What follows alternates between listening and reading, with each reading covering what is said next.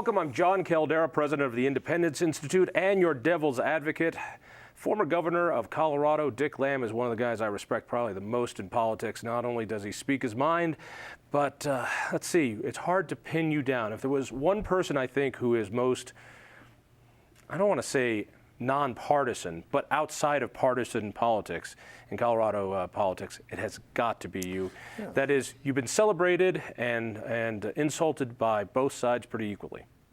I just don't think either party has a agenda to keep America great and keep my grandchildren safe. So I really do look at the various things that both parties are saying, and I think the Democrats are controlled by special interests and the Republicans are controlled by special interests. It doesn't make me very happy.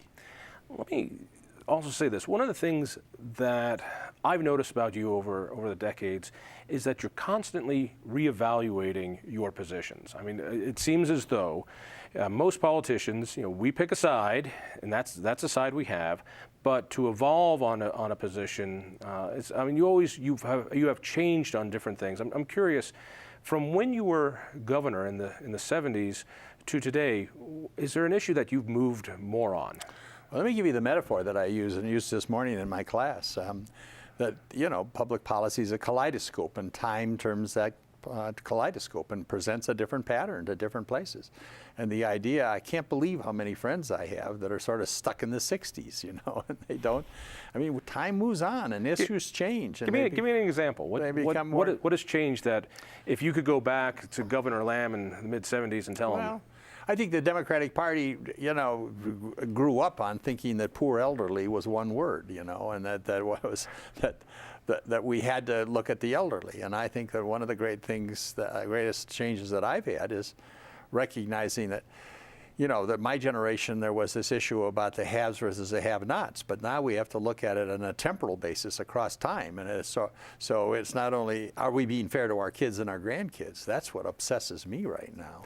In other words, I think we're talking about spending our grandkids' money now and having them pay for it when they get around to it. Intergenerational equity, I call it. But in 1981, the debt was about a third of the GDP, and then it was a half, and then it was, now it's 98% of the GDP. That doesn't bother me as much as the promises that are being made that simply can't be given. Social Security, Medicare, Medicaid, now Obamacare. You can take the deficit, which is now, what is it, 18 trillion? But about 18 trillion, yeah. But when you add in those unfunded mandates, it really comes out to about 150 trillion, which I can't even wrap my mind around. People don't understand that. I mean, I think I keep arguing with some of these these organizations fighting for a fiscal, and they keep quoting the $17.9 trillion or something like that, and I just think that's a totally false figure. Does anybody think we're not going to pay Social Security and Medicare?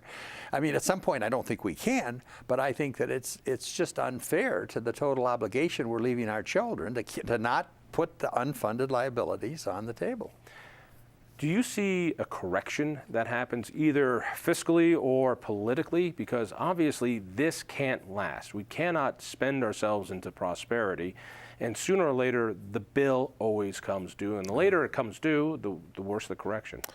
I hope I'm wrong, and I do see some hope in what some European countries are trying to come to grips with this in a better way than we do. But I think our form of democracy is a crisis-activated system, and it's going to have a crisis, because I just don't see, if you have party discipline, in other words, if you have a parliamentary system and the Prime Minister says, you're going to go with me or you're not going to be on the list next year, that's one thing. But we have 535 independent public policy entrepreneurs out there in the Congress, and I don't think any of them are going to take on the elderly or take on Medicare and do the kind of things that is going to be necessary to bring fiscal order to our kids. They have no incentive to.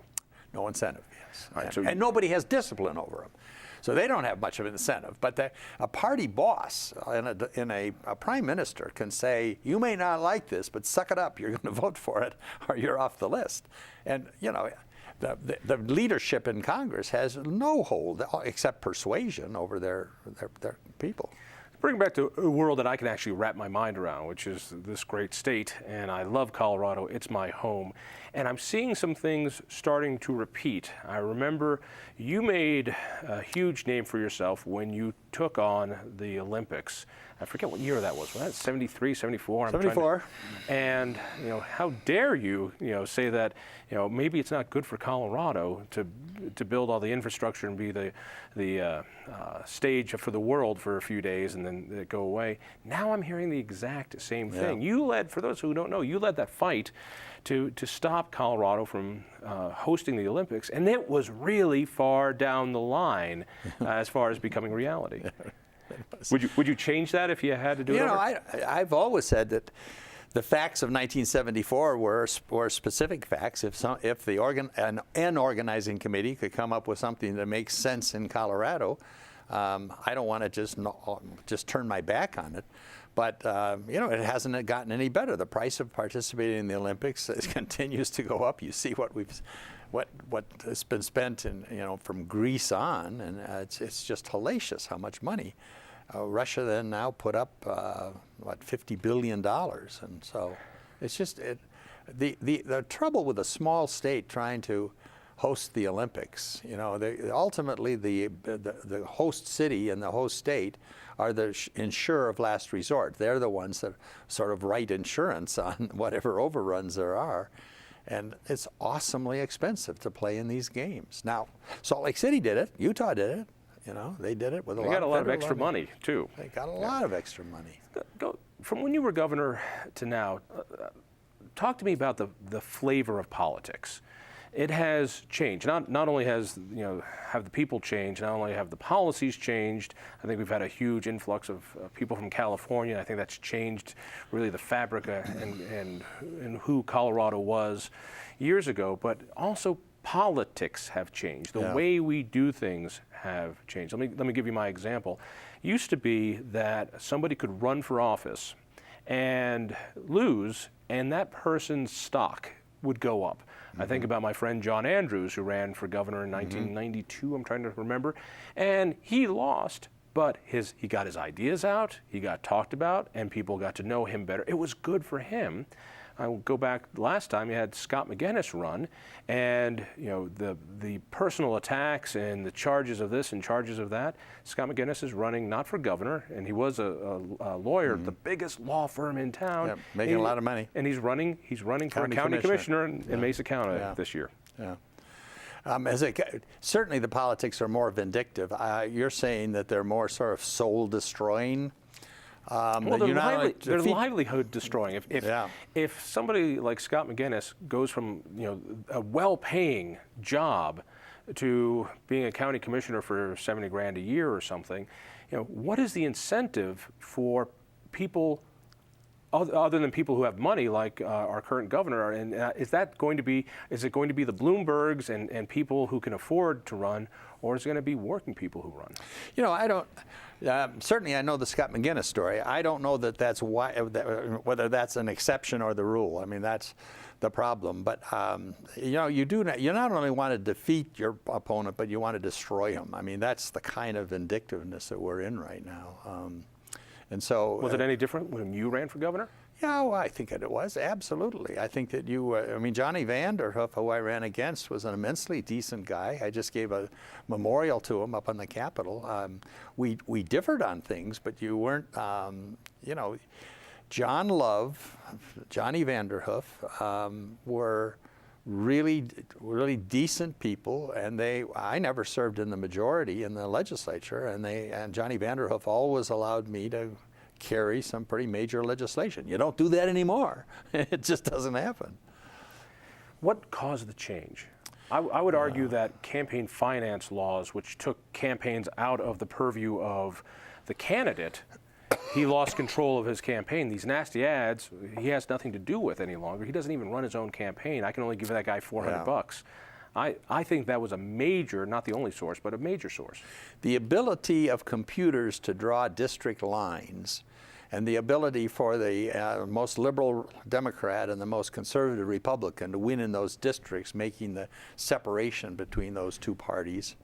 I think Roe versus Wade sort of activated a whole bunch of people that got Really? them How? involved.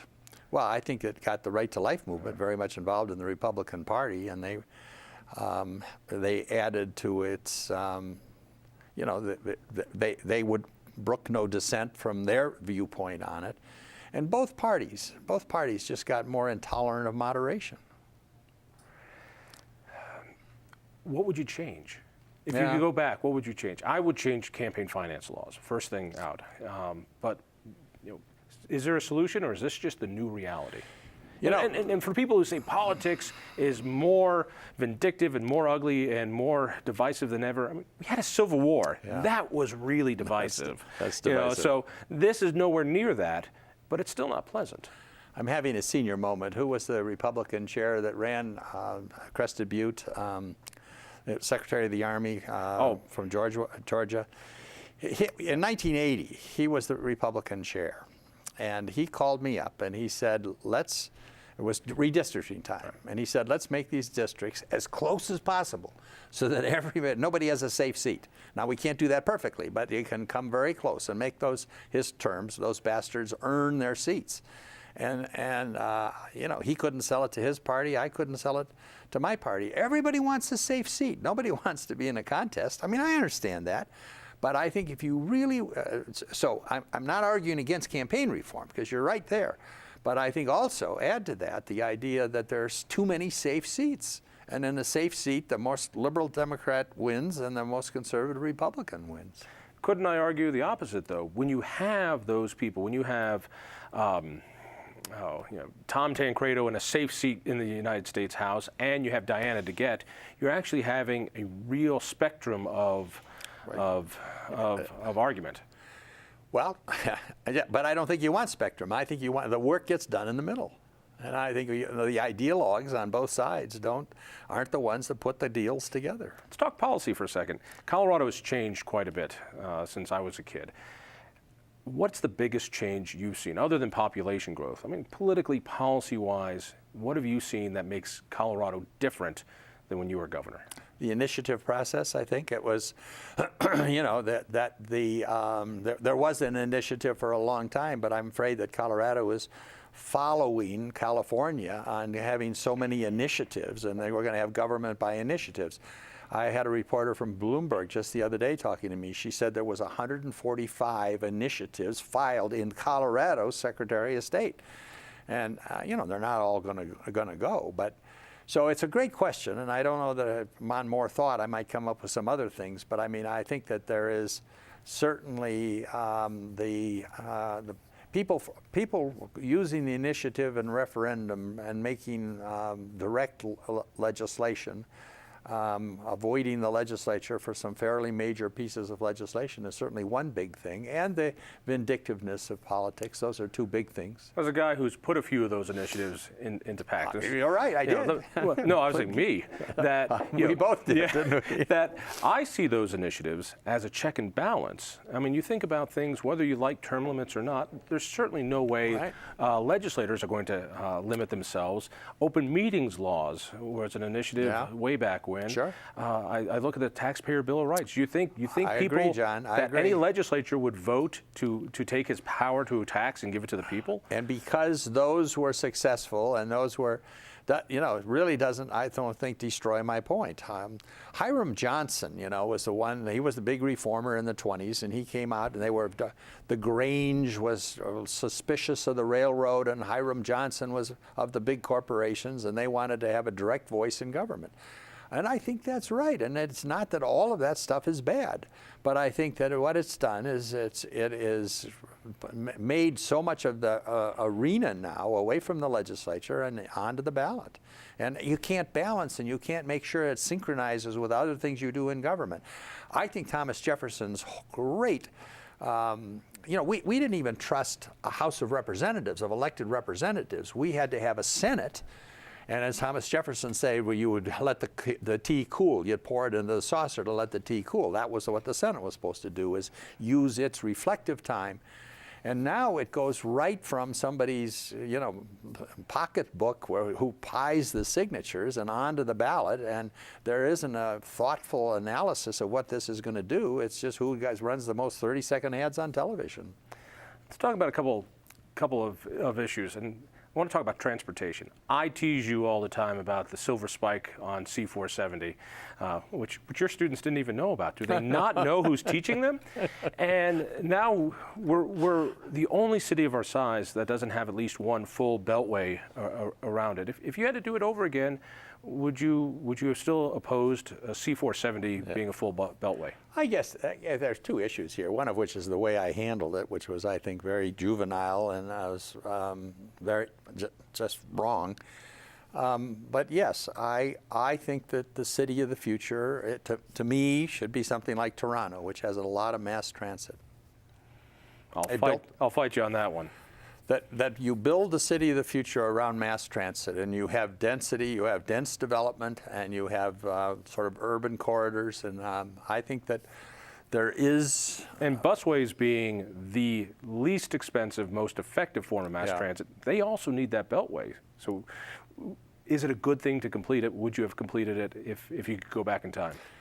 I don't know, John. I'd love to hear the whole thing re-argued on the thing, but I know instinctively I think that all that does is open up a lot more development.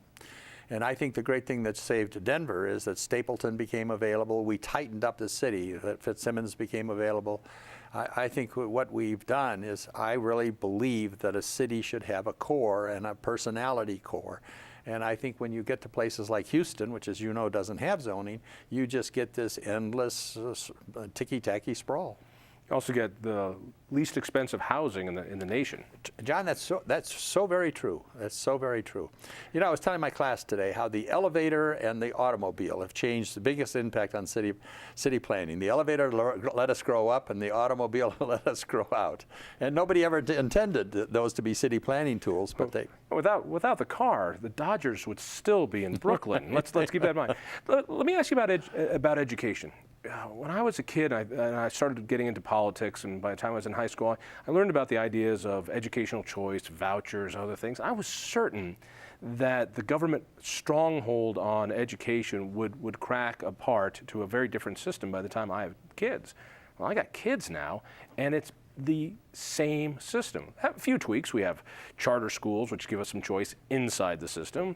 Outside, you can, if you can afford it, you can go to a private school. If you can afford to be homeschooled, you can do that, but that's even more expensive when you think about it. I'm worried about education. If you talk about financial issues, this is it. Yeah. Our kids are not learning, and we have a system built around a government monopoly, not built around kids. Today's education is tomorrow's economy. I mean, I certainly buy that. Why don't you think that charter schools? I mean, charter schools have been expanding at quite a rate. And that's true, a great part. But I don't think that's enough. I look at Denver Public Schools, and in the inner city is where kids are losing out the most. And I've been to some private schools with low tuitions that have been mind-bogglingly successful. My argument is actually that's where the melting pot takes place. I think that if you're going to have voucher systems, you're going to have black schools, Hispanic schools, Catholic schools, Episcopal schools, you just simply balkanize your education system, and everybody sort of joins their team. And I love the integration of the public school system. As a survivor of Catholic school myself, I know what you're talking about, but even in my little Catholic school, I remember there were several Jewish kids who were part of that because their parents wanted a different education. Yeah. For $3,000, there are Catholic schools in the Denver area that give a superior ability to teach kids how to read. Yeah. When you take DPS's budget and you divide it by the kids there, it comes out to about $18,000 a year. Yeah. For $18,000 a year, you might be worried about these different groups, but there's also teach these kids to read. They can figure things out themselves. I don't want to contradict myself, but I do find that to be a very powerful argument. I mean, when you see what the parochial schools have done, some in the inner city of Chicago, and they shape up, and they're teaching these young kids Shakespeare, and they're really getting great results. I think that the parochial schools have been an incredible important part of an awful lot of people's lives. I still worry about I still think of the public schools as part of the melting pot. I just want them to learn how to read. And I think parents have a good sense of where their kids belong. How outrageous is that? How outrageous is that? Let's go to the other thing that you have been I mean, your career has revolved around healthcare policy. I mean, you've made a name for yourself about the expense of end-of-life care, about the cost that we have in healthcare. Paint the picture first. Obamacare, is it a step in the right direction from your point of view? It is. Why is that? Because I think it tries to get as many people in the tent as possible and makes a few feeble attempts at cost control. I think we're bankrupting. You know, we're spending 50% more than the next big nation. We need that money to balance the budget, to to do a lot of other things, and it's just crazy. $2.8 trillion is what we spent last year on health care, and and that's at least 50% more than we should be spending by a country our size and wealth. But isn't our health care sizably better? When, no, our health care is not sizably better. Really? So it's horrible. Is it horrible? Yes, we're rated by every agency that looks at it. We're 19th out of 19th in terms of saving people that could be saved. What's the better model? What country do you think is doing it right?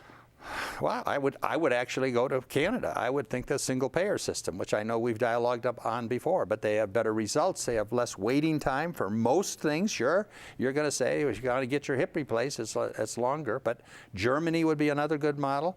But I think best of all would be Switzerland, because Switzerland, you could very easily transition our system into Switzerland's system. What Switzerland is they have nonprofit insurance companies. Every year the family sits down at their kitchen table and they decide which of something like 50 plans do they want to do. And they can enrich the plan if they want a private bedroom, a private hospital room. But the market in Adam Smith works there because they have competing plans, but they're run by nonprofit health insurance companies. In Canada, everybody has coverage. You and I have had this argument. Not everybody gets treatment. In Switzerland, do you believe that they get treatment? I think in all European systems, in all healthcare systems everywhere, there's flaws and there's tragedies. Sure. And I think that Switzerland tries to control costs by not having too much high technology medicine that is superfluous. And so if you want a lithotripper is what you sit in a hot tub and they do electrical, it takes kidney stones out. And so you don't have to, every hospital doesn't have one. You may have to go across town to get one. And so they have planning, they have sort of healthcare planning, and that's what Jimmy Carter tried. You know, nothing our generation, John, has done. Reagan tried more competition. Jimmy Carter tried more regulation, and none of it's worked. Healthcare costs, up until the last few years, have been just exploding at 2.5 times the rate of inflation. We've only got a few minutes left, so let me bring you to Colorado and the federal government. In that, you were the governor. What a great job! 12 years. I can't imagine a more fun job other than maybe Peyton Manning's job. It would be a terrific job. Now, compared to when you were governor, it seems as though the tentacles of D.C. control a lot more of the policy of what goes on. Whether it's drinking ages, whether it's seatbelt laws, whether it's road funding, whatever it is, including a lot of propping up state budgets. Connect for Health Colorado is subsidized by the feds. That's going to go away. A lot of Medicare and Medicaid is subsidized by the feds. When the recession hits, when the correction hits, that goes away. I mean, are we in a better situation? Is there really parity between states and D.C. anymore? No, there's some movement by the Supreme Court away from that, but pretty much the federal government can preempt whatever it wants to preempt. I mean, federal money for education.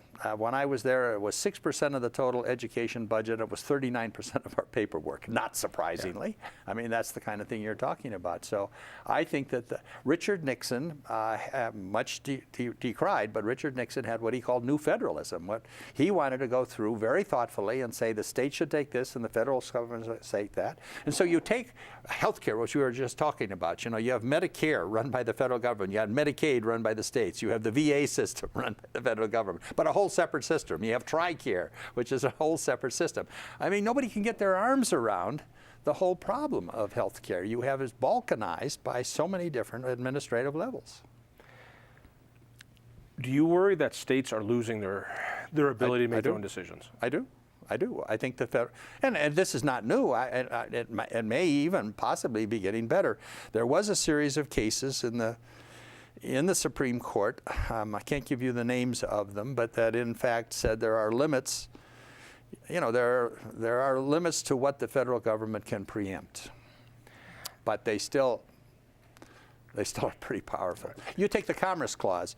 You know, the Commerce Clause took a real hit in the Obamacare case. Okay, when Roberts did a tax, but the Commerce Clause. But now the circuit courts are back interpreting the Commerce Clause as almost allowing anything the federal government does, even though that new decision is there. They're not paying any attention. Less than a minute. Since you're a child of the '60s, there's probably no more important issue than, of course, legalizing pot. Was a good idea for Colorado? Bad idea. Why I got grandkids. Now you got in the '70s, I think you might have said something different. Why is it a bad idea? Yeah, well, sure. Because I think there is evidence that 13-year-old minds can be affected by pot, and I just don't see how you keep it away from kids in the junior high schools. I just don't see that. I don't mind adults smoking marijuana, but I think that what really worries me is this next generation. You know, there's been so many things that I've seen. I sound like an old fogey, but anyway. All right, well, we'll save that for next time. Man, you've changed. It used to be about the music. Governor Lamm, thank you. Hey, thank you. Tune in next week and tell a friend.